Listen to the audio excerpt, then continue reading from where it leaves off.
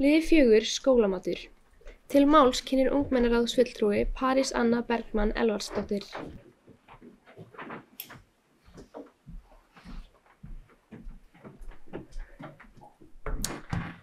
Virðulegi forseti og bæjarstjórn, við þurfum að ræða alvarlegt vandamál sem snertir öll börn í grunnskólum og sem getur jafnvel haft áhrif á námsárangur, líðan og sjálfsmynd þeirra.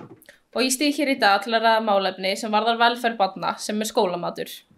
Við verjum árum saman og stóra hluta æsku okkar innan skólastofnana. Frá fyrstu bekkjum til útskriftar eða börnum þúsundir klukkustunda innan veggjum skólans og stærsti hlutur fer í að læra, einbeita sér og taka þátt í skólasamfélaginu. Ég var fundarstjóri á málþingi ungmenna sem Ungmennaráð Akureyrar hélt í janúar síðastliðnum. Það var eitt af stærstu umræðuefnum var skólamatur. Þar komu fram fjölmargar áhyggjur meðal annars að geðum matarins, skorta fjölbreytni og hvernig nemendur sérfræði upplifa að þeim sé ýtt til hliðar. Eitt barn sagði mér líður eins og skipti ekki máli eins og missi gleymt. Þetta var barn með sérfræði sem fær stundum sama rétt dag eftir dag og þetta barn situr og horfir á skólafélaga sína borða fjölbreyttari mat og meðan það sjálft fékk það sama aftur og aftur. Ég hafði aldrei áður heyrt þessi orð svona sterk og þau hljóma enn innra með mér. Og þegar við hlustum á slíka reynslu getum við bara ekki snúið baki við og haldið áfram. Því það er okkar ábyrgð, okkar skylda að breyta þessu þannig að ekkert barn upplifi sig svona. Og viljum við virkilega að börn sem er rétt og nærgöngu skólamat sem búa meira sig í barnvænu sveitafélagi upplifi sig sem gleymt.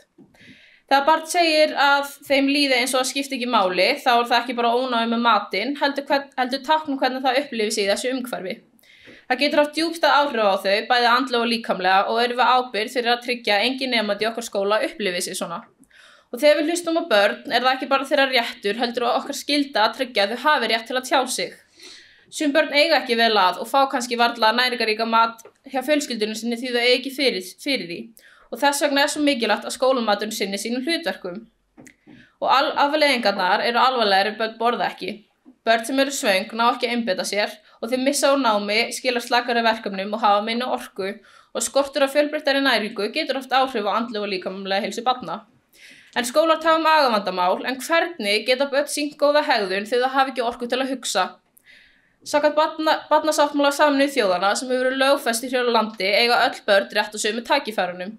Þeim ber einnig að búa við viðeigandi lífsskilyrði og þeirra rödd á að heyrast í öllum þeim málum sem varðar þau. Og þegar börn segja okkur að maturinn í skólanum sé ekki í lagi, ber okkur að hlusta og við þurfum að bregðast við. Og þegar maturinn er ekki borðaður þá er hann hentur og þá er matarsóun eitt annað vandamál.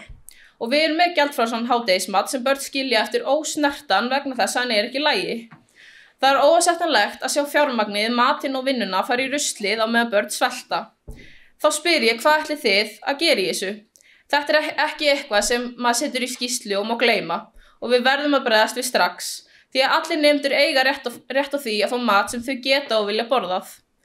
Og við verðum að hlusta á þau og taka þeirra áhyggjur alvarlega. Og einnig þarf að huga að aðstæðum þeirra sem elda matinn. Kokkarnir þurfa rétt tæki, þjálfun og stuðning til að útbúa og gæða máltíðir. En hvað getum við gert? Við þurfum að aukna fjölbreytni og tryggja þá valkosti fyrir þá sem eru með sérfræði. Bæta gæði matarins og með því að styðja kokkana og veita þeim betri aðstæður. Við þurfum að hlusta á nemendur og taka tillit til upplifun nemanda og minnka matarsóun með því að tryggja að maturinn sé borðaður ekki hentur. Og ef við viljum að börn hafi kraft og getur til að læra og njóta skólagöngu sinnar, verðum við að tryggja að þau fá mat sem þau vilja og geta borðað. Og það er einnig okkar skylda að tryggja að ekkert barn í grunnskólanum líði eins og því sé gleymt. Og við þurfum að bregðast við, hlusta áhyggjur þeirra og tryggja að allir nemendur fái mat sem upplifir þeirra þarfir og væntingar. En þetta er ekki flókið. Þetta er bara spurning hvort við virkilega viljum standa með börnum eða bara þykjast gera það. Ég veit hvað mitt svar er, hvert er ykkar? Takk fyrir. Þá hefur fulltrúi ungmennaráðs París Anna lokið máli sínu og upp í pontu stígur bæjarfulltrúi Jana Salome Ingibjargar Jósefsdóttir.